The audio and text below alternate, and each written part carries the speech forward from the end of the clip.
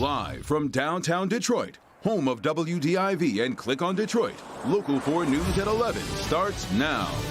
A story that's for sure a talker, somebody ditching puppies 8 weeks old along the side of an expressway. And this isn't just it. They were spread miles apart. Well, cloud cover is holding tough right now, but we'll get partial sunshine tomorrow.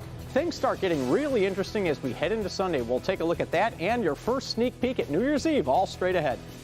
A man fighting for his life after a hit-and-run crash, and his family has a message for the man who hit him, got out to check on him, and then drove off. You know, this guy should not be able to walk the street until Omar comes home. Tonight, Detroit police are still looking for that driver as the victim remains in critical condition. Omar Zarif, a father and special education teacher, is in the ICU at Sinai Grace. That's where Coco McAvoy is live tonight. And Coco, you talked to the family and they're on a mission to catch this driver. Yes, that's right. The family really wants the driver to turn himself in, but if he doesn't soon, the family is determined to track him down while Omar recovers here in the hospital. Oh, God. Gwen Zarif is relying heavily on her faith. Her son, Omar Zarif, was critically injured in a hit and run on Friday. After what had happened, I couldn't move and I couldn't go down to the hospital. Omar was walking to the Sunoco on Schaefer and Puritan when he was hit by a driver. Dashcam video captured him getting out of the car. If it was an accident, we understand that. But to just leave my brother laying in the road, that just does something to you. Shantanae Davis immediately went to the hospital to see her brother. That was a hard moment.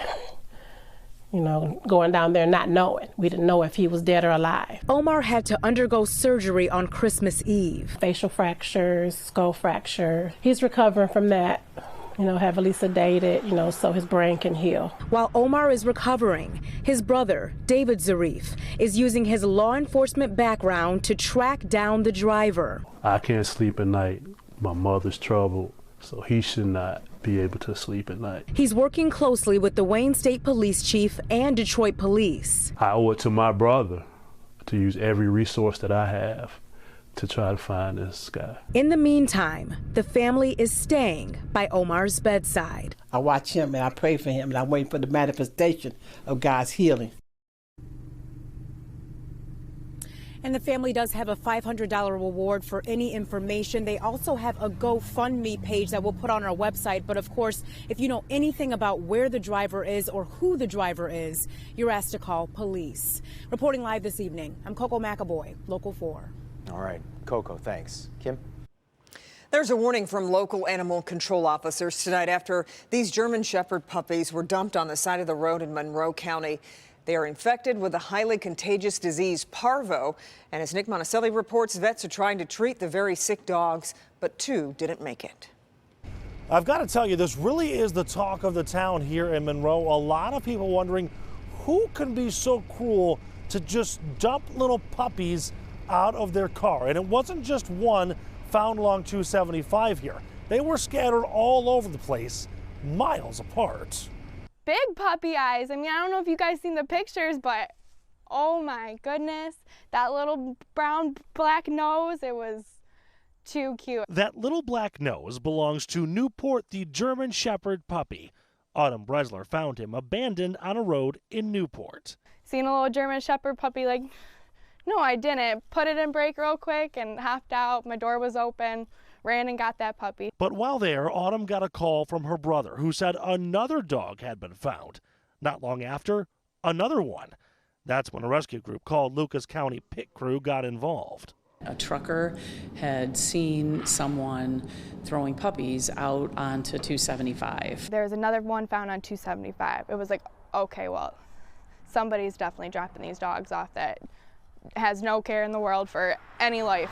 At least 4 puppies were dumped along 275 on Newport Road and other places, all miles apart. These 8-week-old puppies all have parvo, a deadly, highly contagious virus. 2 of the dogs found, a boy and a girl, did not survive. Monroe, a girl, and Newport, the boy Autumn found, are still hanging on. The pit crew in Toledo brought them to a vet to have a fighting chance.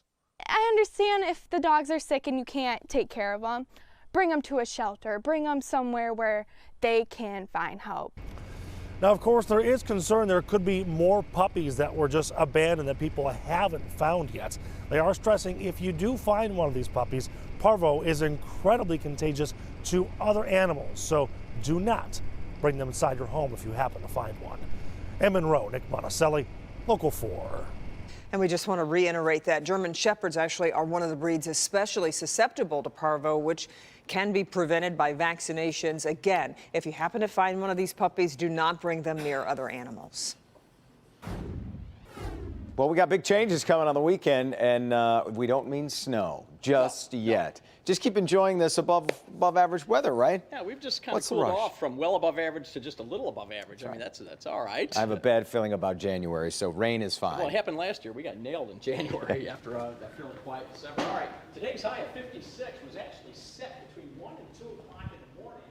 The front came through about 8 a.m., and so some of us on the east side woke up still in the 50s, and then we dropped, and we're now at 37 degrees, and that's the low temperature for the day. So no records today, and temperatures again right. Paul, your microphone's not working. We'll take it over here. Yeah, a Detroit family has reached a $12 million settlement in a case that put a state trooper behind bars. 15-year-old Damon Grimes was on an ATV when Trooper Mark Bessner shot him with a taser. Grimes crashed into a parked car and died. His family filed a wrongful death lawsuit against the officers involved. Today, the $12 million settlement agreement was filed in federal court. Bessner was sentenced to at least 5 years in prison. A Michigan lawmaker is out of jail after being arrested on the suspicion of drunk driving. Representative Rebecca Warren, a Democrat from Ann Arbor, was arrested after failing a field sobriety test in Auburn Hills last night. Drivers in that area called police when Warren allegedly hit a guardrail on I-75 near Walton Boulevard. Charges are expected to be filed once blood test results come in. Meanwhile, test results from the green ooze leaking onto I-696 show above normal levels of the chemical hexavalent chromium. State officials, though, say there is no threat to the drinking water. Moving forward, crews will monitor air quality daily and will vacuum catch basins. Macomb County's Public Works Director Candace Miller calls the leak, quote, life-threatening and terrifying. Trying to raise the alarms here to make sure that the proper officials, the EPA and the state Eagle Department of the Environment, make sure that the cleanup that happens now is much, much more aggressive and impactful than what they did initially. The state did express concern for Lake St. Clair, where the storm sewer leads. More testing will be done in the area, and results are expected next week. A prominent Metro Detroit tattoo artist will be heading to trial for allegedly sexually assaulting a client back in 2015. A woman claims 26-year-old Alexander Boyko inappropriately touched her during a consultation at a shop in Plymouth. The prosecutor in the case says other victims have already come forward. Boyko is charged with 3 counts of criminal sexual conduct. The state Supreme Court won't be taking up Governor Whitmer's flavored e-cigarette ban anytime soon. The court says it will not hear an expedited appeal, saying it instead needs to follow a traditional course to the Court of Appeals. Earlier this year, Governor Whitmer banned flavored e-cigarettes in an effort to keep them away from teens, but a lower court blocked that appeal, saying health officials can't justify shortcuts to adopt the new regulations. Well, you must now be 21 to buy cigarettes or vaping devices. The United States has officially raised the legal age to buy tobacco from 18 to 21. The provision was part of the spending bill that President Trump signed last week. About 1/3 of states already had that law on the books, but Michigan was not one of those states. The change, though, takes effect immediately.